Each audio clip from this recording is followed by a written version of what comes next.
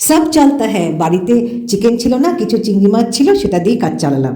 দাঁড়ান দাঁড়ান, সোয়াইপ করবেন না।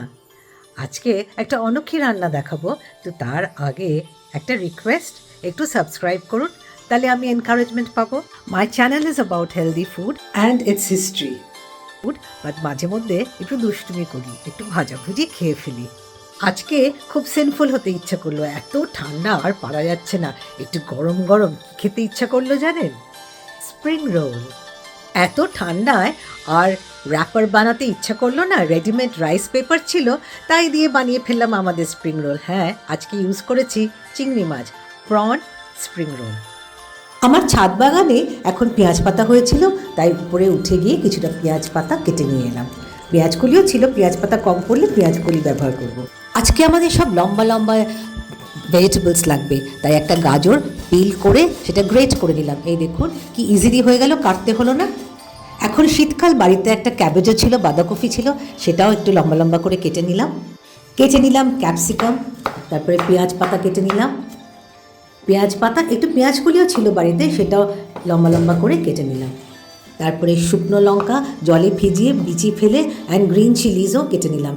যারা ঝাল খাবে না তারা অবশ্যই বিচি ফেলে দেবেন, মানে ডিসিডেড করবেন, তাহলে ঝালটা লাগবে না। আর একটা হচ্ছে চাইনিজে কাঁচা লঙ্কার গন্ধটা খুব ভালো লাগে।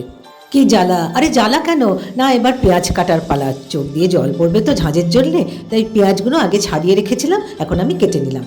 সব চলতা হ্যাঁ, বাড়িতে চিকেন ছিল না, তাই কিছু শ্রিমস ছিল, সেগুলো কেটে রেডি করে রাখলাম, একটু নুন মাখিয়ে অবশ্য।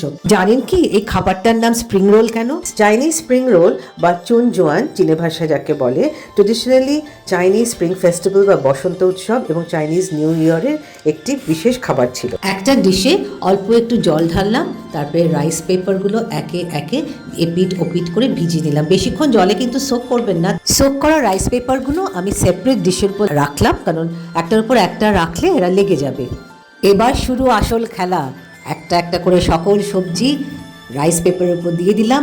এবার ফোল্ড করাটা হচ্ছে সবচেয়ে মুশকিলের পার্ট, কারণ অলরেডি ভেজা আছে আর এত ফাইন এত থিন ছিঁড়ে যেতে পারে। একটু একটু করে সব সবজি দিয়ে তারপরে আমার নুন মাখানো শ্রিমসগুলো দিলাম, দিয়ে এবার ফোল্ড করার পালা। র্যাপারগুলো ফোল্ড করতে করতে কিছু তথ্য জানাই আপনাদের। চীনের ভাষায় চুন জোয়ান মানেই হলো স্প্রিং রোল বা বসন্তের রোল। স্প্রিং রোল হলো বসন্তের প্রতীক। দীর্ঘ শীতের পর বসন্তের আগমনের চিহ্ন হিসেবে মানুষ এই স্প্রিং রোল খেত। স্প্রিং রোলের উৎপত্তি চীনের জিন রাজবংশের সময় 265 থেকে 420 খ্রিস্টাব্দে সময়কালে। সময়ের সাথে সাথে স্প্রিং রোলের ফিলিং এবং রেসিপি দুটোই পরিবর্তিত হয়েছে। খুব ধৈর্য ধরে ফোল্ড করতে হচ্ছে, কারণ খুব সন্তর্পণে এই কাজটা করতে হচ্ছে। তোমরা বলবে আমি আনাড়ি, হ্যাঁ আনাড়ি তো বটেই, কারণ 1 বছর পরে করছি, যেটা রোজ প্র্যাকটিস থাকে সেটা ঝটাঝট ফটাফট হয়ে যায়। আর একটা টিপস দিচ্ছি এখানে, এই রাইস পেপারগুলো খুব তাড়াতাড়ি জল থেকে তুলে নিতে হয়। সব জায়গায় ওর এজগুলো সাইডগুলো সবচেয়ে শক্ত থাকে, এবং দেখুন আমি ঘুরিয়ে ঘুরিয়ে নিচ্ছি এবং তাড়াতাড়ি তুলে ফেলতে হয়, নাহলে বেশি সগি হয়ে যাবে। আবার রিপিট অ্যাকশন, এক এক করে সব সবজি দিলাম। হ্যাঁ, এটা একটু আনহেলদি ফ্রাইড স্টাফ হচ্ছে, কিন্তু ভেবে দেখুন কত রকম ফাইবার আছে, কত রকম ভেজিটেবলস আছে, আর কত রকম ভিটামিন ইনটেক হবে এটা খেলে। তবে বন্ধুরা দেরি কিসের? এটা যদি মুখরোচক লাগে তাহলে একটা হয়ে যায় সাবস্ক্রাইব, শেয়ার এবং কমেন্ট কেমন লাগলো করবেন নাকি, আর আপনি কোথা থেকে দেখছেন। আমার সাথে যিনি থাকে সর্বদা আমাকে হেল্প করেন, তিনি চিংড়ি মাছ খান না, তাই তার জন্যে একটা ভেজিটেরিয়ান করে দিলাম। তা সেটাকে মুখরোচক করবো কি করে, তাতে একটু চিলি ফ্লেক্স দিলাম। খেতে সত্যিই ভালো হয়েছিল।